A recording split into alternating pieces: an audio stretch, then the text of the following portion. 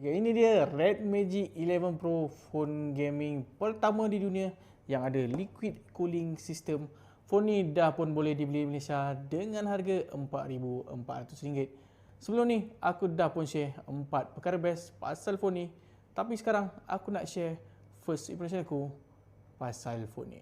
Dari segi design, Red Magic 11 Pro ni memang ada vibe gaming, siap dengan lampu RGB dekat bahagian kipas, logo dan juga shoulder trigger. Phone ni menggunakan rekaan boxy yang memang sedap bila dipegang. Selain tu, ada button khas untuk akses mode gaming dengan lebih pantas. Perkara menarik pasal phone ni, Red Magic 11 Pro adalah phone pertama di dunia yang ada liquid cooling system yang dipanggil sebagai aquacore untuk maintainkan temperature bila korang main game atau buat task berat. Back panel dia ada dua jenis kepasan iaitu matte dan juga glossy. Selain tu, phone ni masih ada lagi audio jack 3.50 dan phone ni tak ada bonggol kamera dekat bahagian belakang. Red Magic 11 Pro ni ada 3 pilihan warna iaitu warna matte black Cairo, transparent silver sub-zero dan juga transparent black night freeze. Kat tangan aku ni adalah warna matte black Cairo. Warna ni kurang menarik sebab tak nampak liquid cooling system dekat bahagian belakang ni. Red Magic 11 Pro ni guna skrin bersaiz 6.85 inci OLED yang menyokong refresh rate sampai 144Hz dan nit brightness sehingga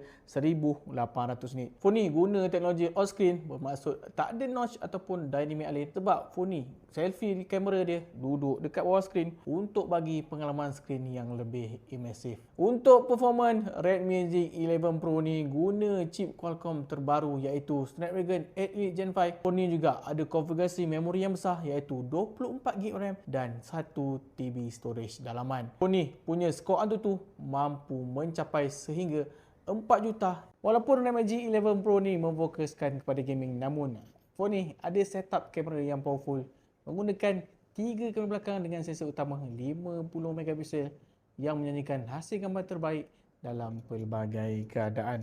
Selain tu, phone ni ada kapasiti bateri yang besar iaitu 7500mAh yang menyokong pengecasan 80W berwayar dan 80W tanpa wayar. Spesifikasi lain, phone ni ada IP rating 8 Wi-Fi 7 dan menggunakan Android 16. Phone ni dah pun boleh dibeli dengan harga RM4,400.